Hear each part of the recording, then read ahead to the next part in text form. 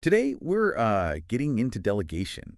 It's just so vital, isn't it, for leaders, for teams, really for anyone trying to, be effective and maybe not burn out. Exactly. And listeners want that info quick but also deep. So that's what we'll do, unpack delegation efficiently, looking at why it's key and how it helps everyone.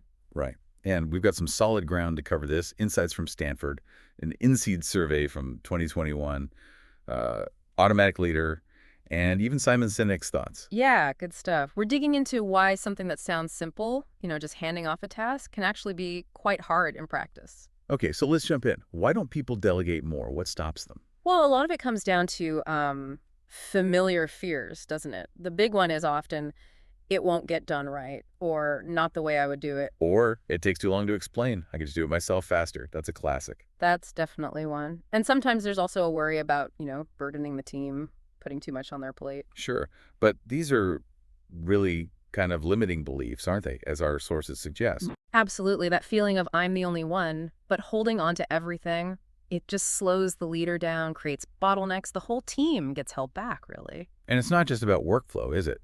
There's a well-being angle, too. That INSEAD survey you mentioned. Oh, yeah, that was fascinating. It ranked delegation as the second most important skill, right after empathy, for preventing burnout. Second, that's huge. Yeah. But then, was it only 28% of people in the survey actually reported getting any training on how to delegate? Exactly. A huge disconnect. It shows we know it's important for well-being, but we're maybe not equipping people with the how. So why is it so linked to burnout?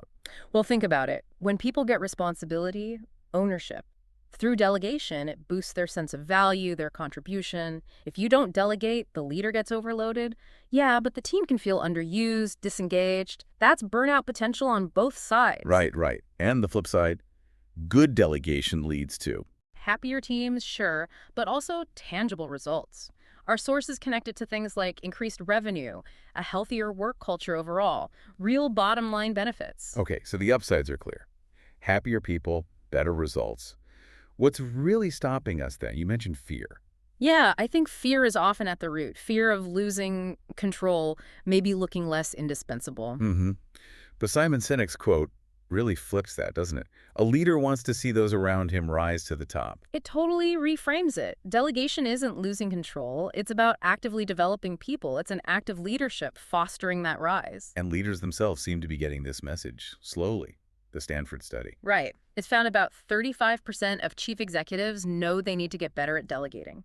And 37% are actually working on it. So there's awareness, at least at the top. They see the need. Definitely. It signals that this isn't just a middle management issue, it's strategic. And this is key, I think.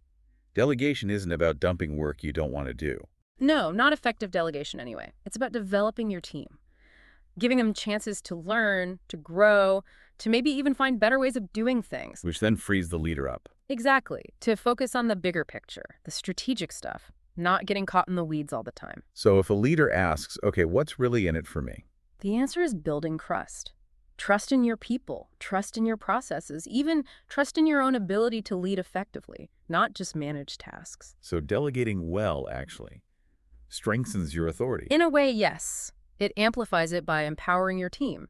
You shift from being the doer to being the enabler, the visionary. Mm. That's real leadership. Okay, so wrapping this up, Mhm. delegation isn't just task management, it's fundamental. Totally. It boosts productivity, cuts burnout, builds a better work environment, and crucially, it fuels growth. For the leader, for the team, for the whole organization. It's a core leadership skill, plain and simple. Which leads us to maybe a final thought for our listeners. Yeah, something to chew on. Yeah. Think about one task, just one, that you're holding on to right now. Maybe something you can delegate. Ask yourself, what might happen if you actually started delegating that? Maybe even today. What potential could that unlock for you and for your team? A powerful question indeed. Something to consider.